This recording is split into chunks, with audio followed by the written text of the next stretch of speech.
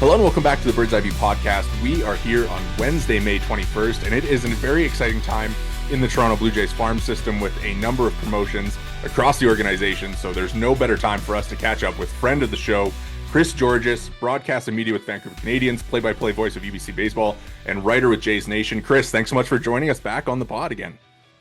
Back, Jori. I appreciate the time and thanks for having me on. Good time for sure, as you mentioned, to talk about the Vancouver Canadians with a wave of promotions happening. So excited to get some new guys in and talk about kind of what's been going on this season. Yeah, well, I think we got to just dive straight into Trey Yesavage because, of course, last night he makes his Vancouver Canadians debut on the road against Eugene, and maybe a little bit of a slow start, but man, did he settle in, ending his night with 10 strikeouts or 4 innings, 19 whiffs, just an exceptional outing from him. How excited are you guys in Vancouver to kind of get this guy and see him, eventually take the mound at the Nat and just kind of be able to wear that C's jersey this season? Certainly looked as advertised last night. He gave up a two-run homer in the first inning, but really just a ball that he kind of left up. But otherwise, you mentioned it, 10 strikeouts in 4 innings. If he had a chance to come back for the fifth, he could have, cemented his name in the history books in Vancouver Canadian strikeout lore. But um, really expecting good things for him. We kind of had him on our radar since the beginning of the year, knowing that there was a chance he could start in Vancouver. It was kind of rumored, I believe it was said from Keegan Matheson before the season, that the only real reason he was going to start in Single A Dunedin was just weather related. So just kind of keeping him out of the cold, so to speak. But I think he was always kind of ready for the high A level, even from the start of the year. Just the numbers he put up at Eastern Carolina last year, just super dominant, right? So that certainly has translated over. He's been even better this year in Single A, and first start, obviously he's got the strikeout stuff working right away. So excited what we can get for him kind of going forward over the next couple of weeks here and a couple of months. Chris, I just want your kind of opinion on his start yesterday. Just your thoughts. I mean, obviously the punch out stuff looked electric. He looked incredible. Just what did you think of him first time in a C's jersey? We're still getting used to his pitch mix and knowing exactly what all his pitches are doing, but upper 90s fastball, he's got that splitter and slider and changeup kind of working. You could see it kind of playing off each other quite a bit. High fastball seemed like it was a pitch that he was going to quite a bit. I've been on the road with the team for the first three road trips, but this was the first road trip that I didn't go on this year. So oddly enough, the first game that I'm not there live was Trey Yesavage's debut, unfortunately. So I was watching it on MILB TV, of course, and just kind of keeping up as much as I could. But super excited to see what he was able to do last night. He's lined up for a two-start week, so he's going to go Sunday as well this week down in Eugene. That'll line him up for a Saturday start at home. So get your popcorn ready for that one. I think it's going to be a huge crowd, not only because it's a Saturday afternoon and typically at the Nat, we do pretty well on Saturdays, but you throw in Yesavage's debut, it might be a sellout. Yeah, very, very exciting. I mean, before we hit record, you mentioned that, the guys who got recalled were kind of in Vancouver before they hit the road for Eugene. For you, what was kind of your first impression of Yesavage being in and around the team there? Yeah, I had a chance to meet Trey as well as Cal Steven. Gage Sanford was kind of bopping around. I didn't get a chance to see him on Sunday. It was really just that one day when we were at home before they hit the road, but really nice guys. It's not a given that, players are always going to be chatty and willing to, chat you up a little bit right away, right when they meet you. Sometimes guys, it takes a little longer to get to know, but it seemed like both of those guys, Trey and Cal, they've been kind of glued at the hip, it seems, a little bit as pros. Obviously, Trey went in the first round, Cal went in the second. They've been throwing partners down in Dunedin and really just dominating as kind of a 1-2 punch down there. So for both of them to get called up together, it seems like they have a bit of a bond already. And just kind of talking to them, really down to earth guys, it really seemed like they made a point to, understand the situation in Vancouver. They wanted to get my name down right away. So just the little details like that kind of go a long way. So certainly excited to see what those guys have in store, not only on the mound, but just around the stadium as well. That's awesome. They're obviously, you're kind of a first round pick. It's great to kind of hear that there is kind of that down to earth aspect. As far as kind of what like as Savage, kind of gets this start this week, his second one as you mentioned, and then returns to Vancouver. What are you just most excited for to watch as over the course of his career as a Canadian? You know, it seems like the Blue Jays have been lacking this ace type of guy that they've been able to develop.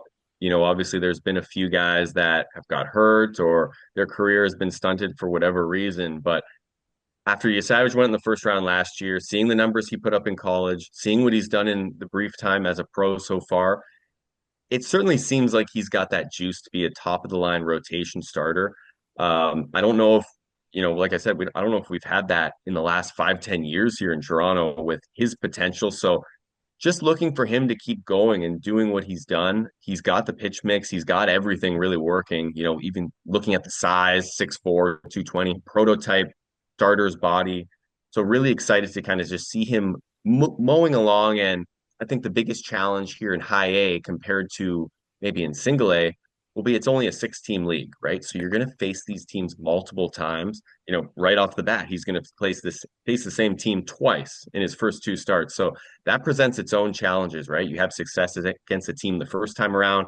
Maybe the next time they just have a little bit more information against how they're going to go up against you. So I'd love to see how he responds to that aspect in particular.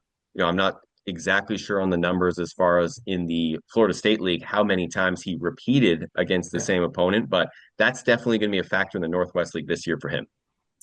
You mentioned that this is, one of the first prospects in a while that for Jays fans, you can really dream on to be like a future superstar. And I want to kind of narrow in a little bit more on Vancouver. How would you compare Savage's promotion and the excitement maybe around his presence on the team to maybe in years past some other guys of prominence that have passed through Vancouver and how would you compare the call it hype level, call it excitement for him and how you would just generally compare him?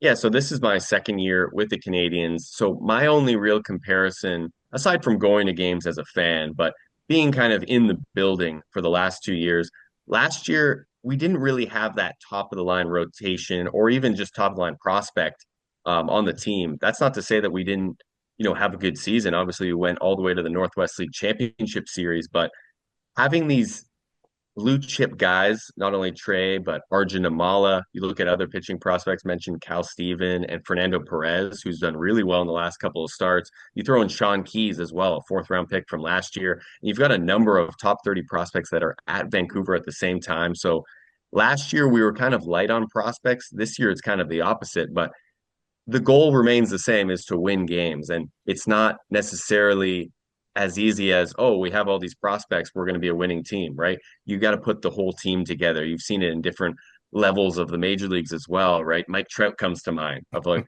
a guy that's been one of the best players, if not the best player of his generation, but he doesn't have that team success. So obviously a lot more goes into it than just having, the superstars or the top prospects. You've got to have the bullpen. You've got to have several starters that can go for you every day and having that lineup 1 through 9. So I think as far as Trey, the easy comparison, obviously Arjun Amala. We have the number one and number two prospects now in Vancouver. So I think those guys will take pressure off each other. I think this year to start the year, you got Namala, and obviously what's come with him is a lot of media attention, right? Any media outlet obviously wants to talk to Arjun, but now that Trey's there, now that Cal's there as well, you might have a little bit of, taking some of that burden, not so much burden, but you know what I mean, some of those requests coming off of Arjun a little bit and maybe more interest in some of the newer guys. So I think having multiple top prospects really works for everyone and kind of helps everybody out. Yeah, really divides the attention there. You can't pile it all on Arjun. I guess kind of with the other two guys. I mean, Cal Steven and Gage Stanifer, both very very good with Dunedin so far to start this year. I think two of the better stories in the Blue Jays minor league system. Obviously Savage is a great one, but it's maybe a little bit expected from his age and what he did in college, as you mentioned. For as far as Steven and Stanifer, what are your kind of expectations for them? Like, is it going to be that they're going to perform the same way that they did in Dunedin, or is there going to be maybe a little bit more struggle for them to overcome at this level? We shall see, right? There's going to be more challenges for both of those guys moving up a level. I think Cal Steven has really, like Savage, just kind of continued what he did in college. His last year in college was really successful. He's kind of continued that on and really been the pitcher that the Blue Jays thought they were getting in the second round. As for Gage Stanifer, he hit a lot of troubles last year, right? He Yeah, was a starting pitcher last year, had a lot of walk issues and command issues. He's really zoned in as kind of a piggyback reliever this year. All his appearances have been in relief of Trey Yesavage this year. So yeah, typically in Dunedin, how it's worked, Trey's gone 4 or 5, and then Sandifer comes in for more likely 4. But as I believe one time he went 2 innings, but every other appearance he's gone 4 innings, and that's what he did last night in Vancouver in his debut. But he's kind of been used on a starter schedule, so he's only really pitching as much as a starter would, anyways. But he's coming in out of the bullpen and he's going, multiple innings. So he's really relished in that role. His numbers were eye-popping in Dunedin, right? yeah. Sub 1 ERA, tons of strikeouts. He's got that upper 90s fastball with a splitter that's nasty. So looking forward to seeing what his role kind of is here in Vancouver. It appears like it's going to be the same kind of thing as what they were doing in Dunedin. If last night is any indication, right? Savage started that game, he went 4, and then Sandifer came in for 3+ innings as well. So I don't know if that's the plan, is to keep those guys on that schedule, or if we might see them kind of mix and match a little bit more. But certainly excited to see Sandifer and what he can do coming out of the bullpen, because we don't have anyone like that. And we haven't in the last 2 years, having a relief pitcher that can throw 4 innings. Yeah. The the previous, or excuse me, we've seen Savage, we've seen Stanifer. Obviously, yesterday I got a chance to get a look at both of them. Steven, we haven't had a chance to get a look at. He's lined up in the next couple days to start. I'm curious what your expectations maybe for him are, and it's easy to say, but relative maybe to Savage. He's probably not going to strike out 10 guys, but a lot of their numbers were comparable in Dunedin. And in some respects, Steven was arguably even the better of the two pitchers, which is really saying something because Savage was really incredible. So I would be curious, obviously the jump from A to high A is no easy one, but do you expect it to be a smooth transition there, or do you have any other expectations? I do expect it. I think both of those guys are bound to be successful again in high A. You mentioned it; they've had really similar numbers with Cal, maybe even arguably better numbers.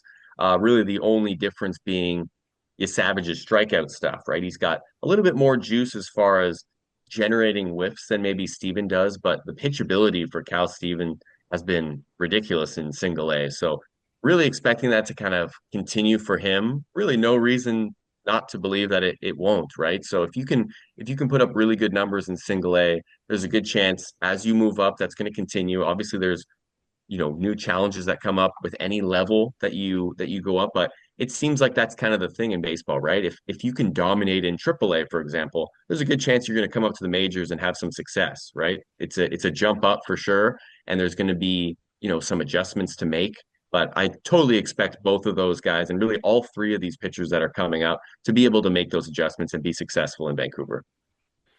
Before we kind of move on to the rest of the Canadians, obviously a ton of guys to get into.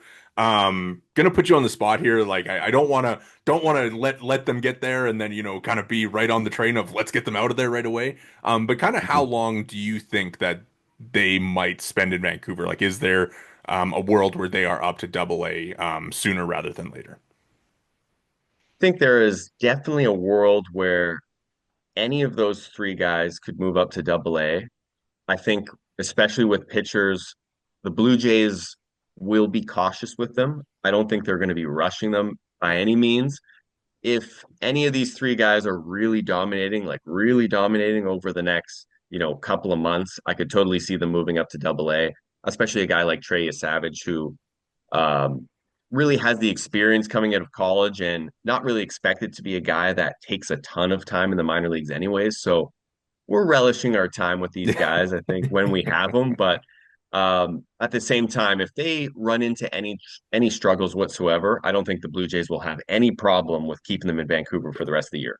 I mean, Do well, I was just gonna say, do you dare dream on them maybe in like July or August making it to Double A? Is it you're talking about relishing their time there? That kind of sounds like maybe a layover. Is that the expectation?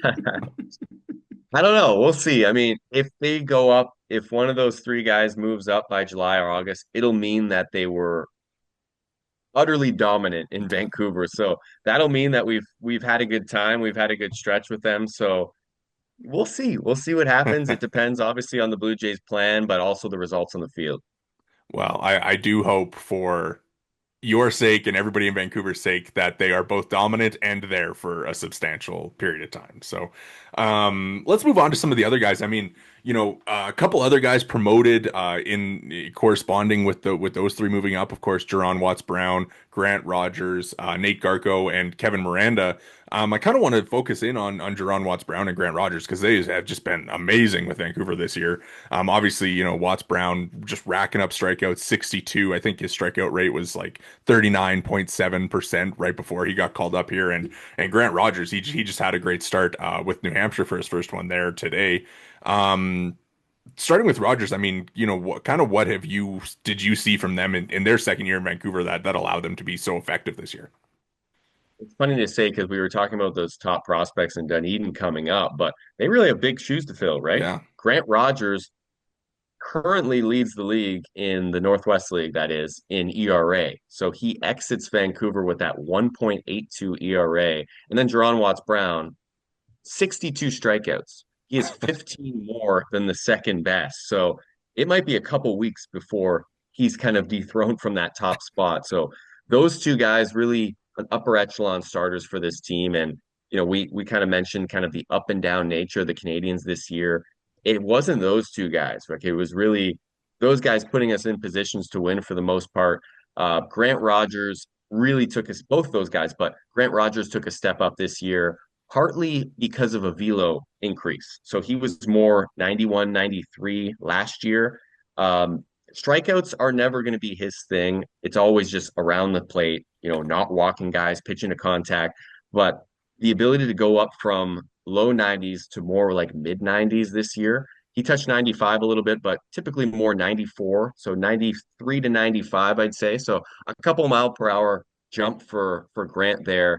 Has his strikeout numbers a little bit up and really just dominating from start to finish this year and totally deserve that call up to Double A. As far as Jerron Watts-Brown, really putting it all together this year. Since he came up last year, I want to say it was July the 4th. In fact, I know for a fact that was the day he came up to Vancouver because it was that 4th of July start in Everett. Walks have been an issue for him. There's no doubt about it. Command, he has had that swing and miss stuff the entire time as a pro so far. I've called him Jerron Whiffs Brown this year. Last year, he was top 10 in minor league baseball in whiff rate.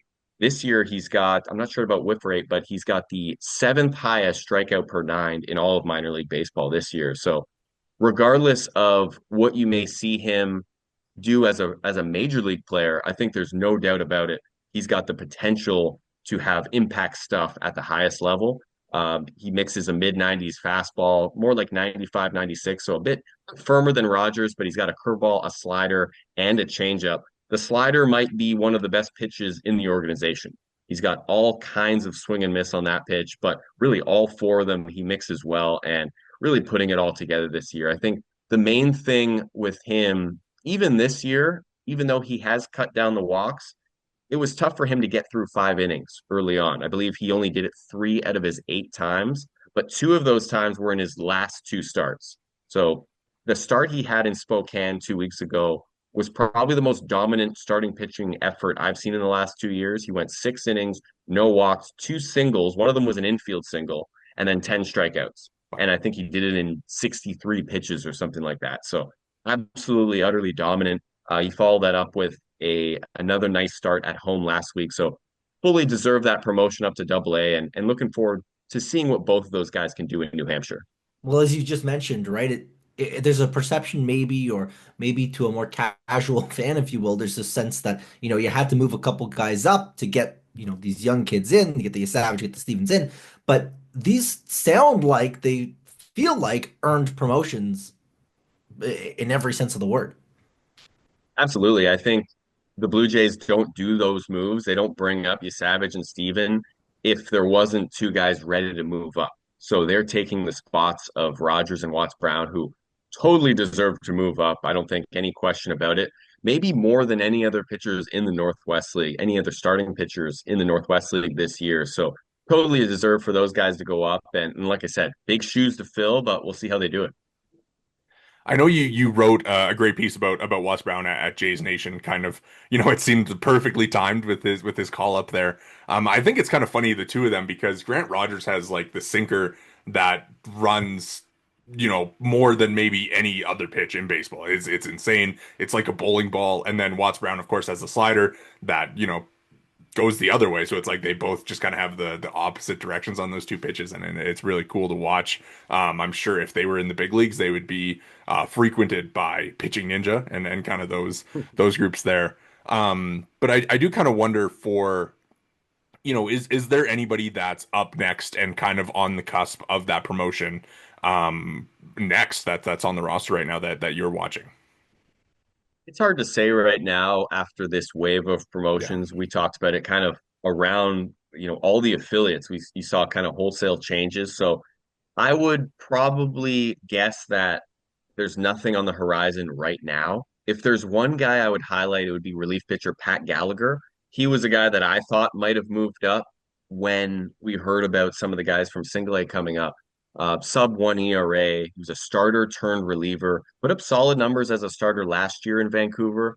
But in spring training, he found out he was going to move to the bullpen. And it's something that we've seen a number of guys do over the years. But Ryan Jennings comes to mind as a guy Yeah. that was a starter in Vancouver, and he's really been dominant as a reliever, now up to AAA. So he's on the cusp of the big leagues now. And Pat Gallagher certainly seems like a guy that's following in his footsteps. He's got a five pitch mix, which is rare for a reliever. It seemed like as a starting pitcher, he would try to maybe hide couple of those pitches for the second and third time through the order. But now what he's been able to do is just throw all five right away, right? So he's not kind of holding anything back. Typically, he's gone 2 innings in a relief appearance for the Canadians, and I mentioned the sub one ERA strikeout numbers. He's over a strikeout per inning now, where he was under it as a starter, well under it. So really good stuff for Pat, and one of the best guys you'll meet in this organization. I think one of the most down to earth guys.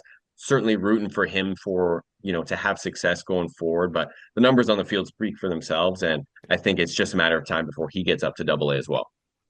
Nice, nice. That's awesome to hear. I know, kind of the pitching group there has been, fairly interesting. I think, you mentioned Perez earlier. I know Kai Peterson and Bo Bonds have both been pretty good out of the pen. Is there kind of, I wanted to ask about Perez because he's, excuse me, obviously one of the top prospects in the Blue Jay system. What have you kind of seen from him specifically? I know that he's kind of seemed to settle in his last couple starts. What has kind of been behind that as he's kind of found his footing here? Yeah, exactly. You said it. His last two starts have really showed what he can do. Entered the year as the number 11 Blue Jays prospect. We kind of had an idea that he was a command and control kind of pitcher. And his first few starts of the year would make you think that that wasn't the case, right? He was walking guys quite a bit, but these last two starts, he's been all over the strike zone. I believe down in Spokane, he had start. This was 2 starts ago. He went 6 innings, no three ball counts, and I believe it was 3 or 4 2 ball counts. So it was literally just strike, strike, Wow. strike, and really good stuff. He's from Nicaragua, a guy with a ton of potential. I mentioned command and control kind of guy, but still able to rack up strikeouts here and there. But I think when he has everything going, it's just throwing strikes and generating that weak contact. Looking at the numbers here, he's 20 strikeouts in 26 and a third innings, only 8 walks. So I'm talking about him like as if he was walking the yard his first few starts. So still not a ton of walks, but you could see the potential in his last 2 starts just going right after hitters. Yeah. That's kind of, it sounds like and it's just like there's a litany of kind of guys that it just seems like there's just this pipeline that they've kind of built, and it's taken a while, but it feels like Vancouver right now is kind of the heart of that, the hub of that. Yeah, exactly. You throw in another starter, Jackson Wentworth, fifth Yeah. round pick from last year. He's been really good. A bit of an up and down season so far, but this is his first taste of pro ball. 8 starts in. He had a start where he had 5 no-hit innings a few weeks ago.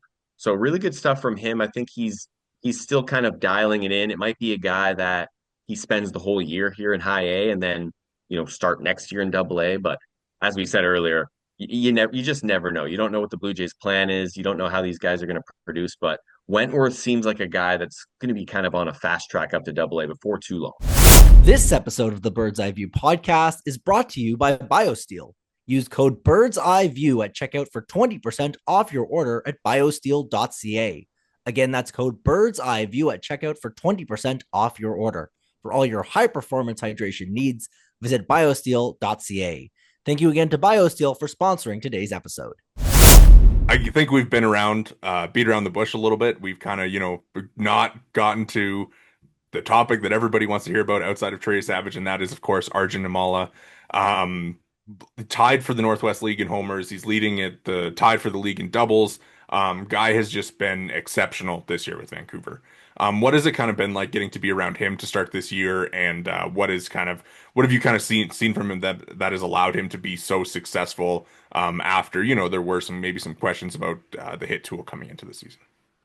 Yeah, last year, starting the year in single A Dunedin, getting sent down to the complex after struggling, really figured things out there. And, Yeah. and I've kind of talked to him about this too, and just kind of figuring out what his approach should be at the plate. That's what he kind of figured out down in the complex. And when he returned last year, he just went gangbusters, right? Just starting hitting homers and really ended the year on a good note. So I think he totally deserved the call up to Vancouver to start this year. And he's really just taken off just like he was at the end of last year. He's been one of the best players in the Northwest League this year, which I don't know if it's something we really expected. I think I Yeah. expected him to kind of, showcase the power and the hit tool, but maybe run into some struggles as well. But that hasn't been the case this year, aside from, the odd week where, maybe it'll be a bit quieter where he won't hit a home run or something. But otherwise, he hasn't been overmatched. It's not like he's gone through any series with a ton of strikeouts or anything like that.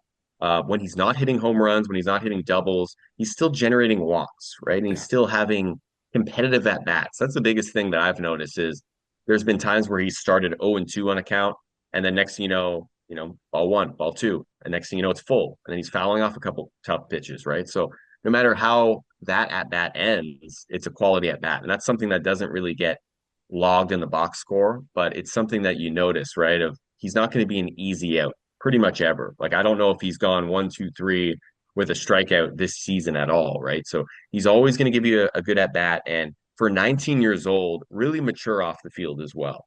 Yeah. He's been really good. We kind of touched on it earlier with fielding media requests, and obviously everybody wants to talk to the number one Blue Jays prospect, but he's done a great job navigating that, having time for really everybody, anyone that wants to talk to him around the ballpark or any other media. So he's been really good with that, and just his answers when being asked questions, you could tell he's got his head on straight. He knows what he wants to do on the ball field as well as off. Like he just has a good perspective on life. So I really think that this guy's wired the right way to continue his success and work his way up. Who knows? I know this question's probably coming, but who knows when he's going to get up to double A? Obviously, it's another situation We're where, trying to we're trying to poach we're just trying to get right. them up, you know? Yeah, yeah. Um, I think in his case, compared to a guy like Savage, the Blue Jays are going to be particularly careful with being just 19. He'll be 19 throughout the entire summer. I believe he turns 20 in October. So certainly a guy that you want to be careful with, especially after the struggles last year. You don't want to have him in that situation again where you rush him up and he struggles and then you got to send him back down, right? You want to keep him going at a nice pace there. So I think he's going to be in Vancouver for at least another couple of months. But if the success continues, which we expect it to, I think by the end of the year, he's going to be able to finish the year in double A. Yeah. So, well, what's interesting, Zach and I have kind of even talked about this. We were kind of, spitballing. What would it take for Namala to make his way up to double A? And something that we kind of agreed on was the best way to see if he's, double A ready is to see him struggle a little bit actually almost in Vancouver because it's been so simple and to adjust and come back and then get back to having success and show that he is ready for the next level. I kind of wanted to run that by you and see what you kind of thought of that. Is it kind of a case of it's been, such smooth sailing that some adversity would be the biggest indicator of when he's ready to continue advancing? It could be. I mean, it's not to say that he hasn't faced adversity this year because he has. It's just when he has delivered, it's been in such a big way, right? It's Yeah. been the home runs, it's been the doubles. Kind of he's kind of busted out in a big way whenever he's had things rolling that I think you look at the overall numbers and it's like, wow, this guy is making it really easy, but I don't know if it really feels that way. I feel like he has done a really nice job, but that's not to say that he hasn't had his ups and downs at the same time. So I think he's still going through things and he's still learning a lot at this level, even while, being one of the best hitters in the league. So I think there's still some time here where he's going to develop a bit more before, finding his way up to double A. I think for one thing could be, hitting the opposite way. We haven't seen him really do that a whole lot. He's pulled a lot of balls and done it really well, but I think if he can go the other way with pitches more frequently, that batting average is going to climb up even more and he's going to be that much more successful. One thing that I've kind of found interesting about his season has kind of been, the way that he's performed on the road. Like he's just been amazing on the road. And, it's not like he's been bad at home, but, there's just kind of been, a lot more power on the road and at home. I think, like you mentioned, maybe a little bit more kind of leaning into the walks and everything like that. What do you kind of make of that? Is that just kind of small sample size stuff that he's, been able to really do his best away from the Nat this year? I think it's probably a sample size thing. One of his big road trips, it's worth mentioning, was at Funko Field in Everett, Yeah. a really short porch in right center. So that's where he hit his three home runs. Not to say that they wouldn't have gone out anywhere else, but there's a chance they wouldn't have, right? Yeah. So um, three of his homers came there, so that could partly explain maybe the road home splits. I believe he only has the one home run at home Yeah. so far.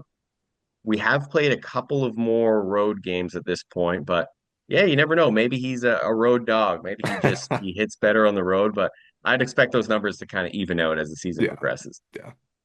What have you kind of, obviously the bat is the selling point and everything, but what have you kind of thought of him defensively?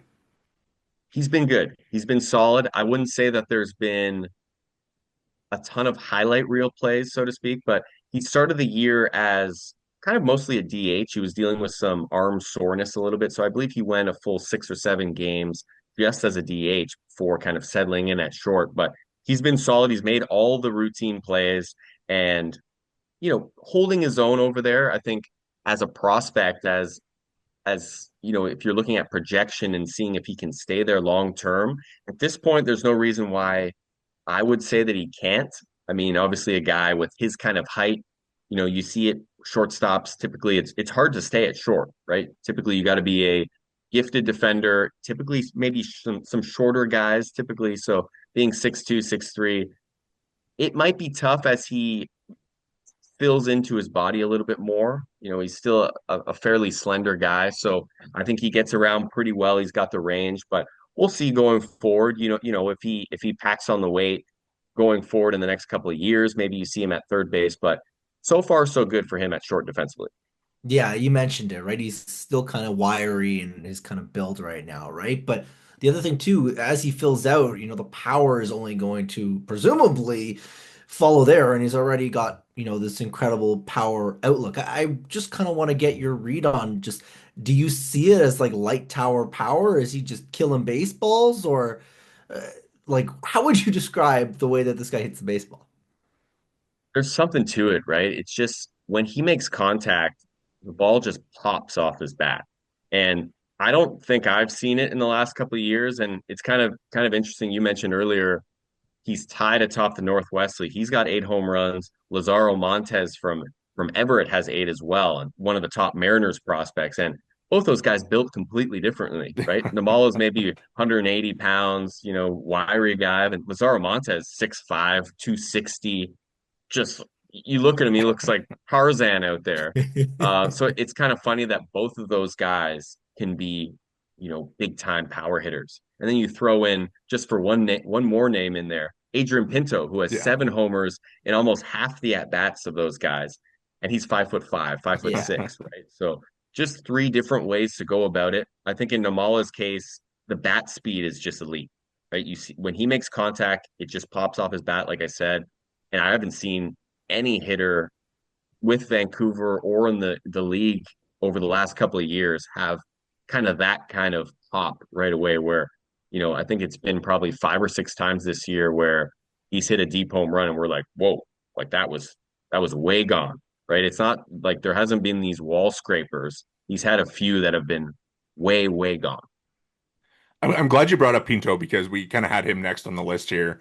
Really interesting. He has just kind of seemed to torch high A the entire time he's been there, but obviously has struggled kind of with the injury thing. What have you kind of made of him? Like it seems like he's kind of picked up where he's left off, but just obviously dealing with those injuries. I'm a big Pinto guy. Yeah. Unfortunately, the injuries have been an issue for him throughout his career. And oddly enough, his 7 home runs in 19 games this year are actually his career high. So he's never had Wow. more than five in a given season. But that speaks to just his lack of availability as a pro. Yeah. Obviously, he came over in the Randall Grichuk Colorado Rockies trade from a few years ago.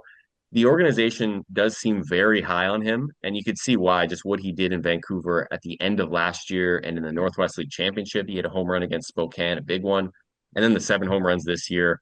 Uh, three of those coming in 2 games against Spokane, two of them leading off the game.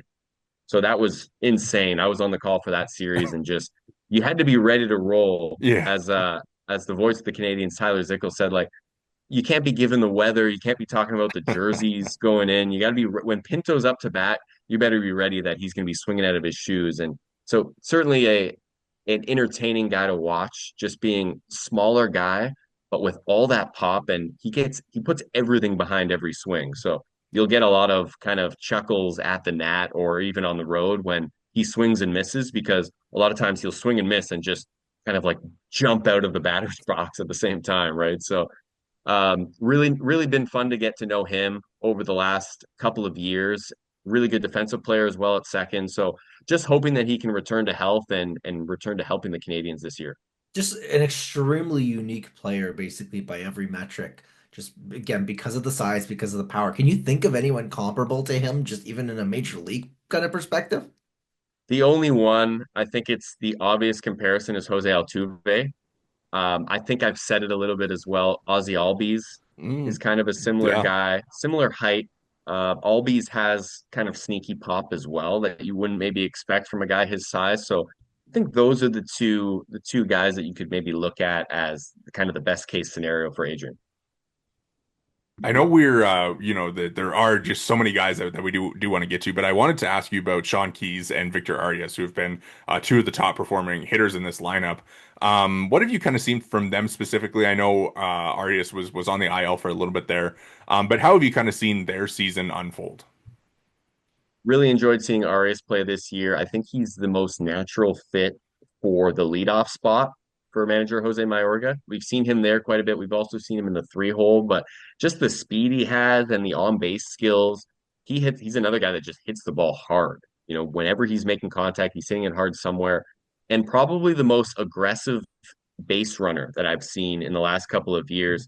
Massive leads at first base. I believe he was picked off one time this year, but he's stolen, I want to say 5 bases, maybe six, but certainly a guy that is pushing the envelope as far as base running and just looking to steal a base whenever he can. So it's good to have him back. He had a short IL stint with an illness, but he was back last night for the first time. Nice. So he's definitely a guy that you want at the top of your lineup to kind of set the table for guys like Arjun and Keys.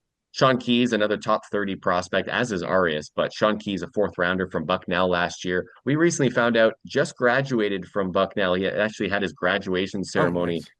on Sunday afternoon when we were playing at home. And we only found out then that he was graduating with a structural engineering degree. Oh, Oh, wow. So smart real, kid. really smart guy. Get And him and Alan Roden in a room together. Yeah, no yeah, kidding. really, So just what he's been able to do this year, I think a bit of a slower start for Keys, but really coming around in the last maybe month or so. 6 homers now. He's up to 26 RBI. So he leads the team in RBI. He's got four more than Arjun. And you look at the OPS, all the numbers kind of coming together now. 822 OPS with a 376 on base percentage. So that's kind of been the name of the game for Keys going back to college, just walking more than striking out. And he did that at single A Dunedin after the draft last year. So I think he's kind of coming into his own a little bit after struggling a little bit to start the year in high A.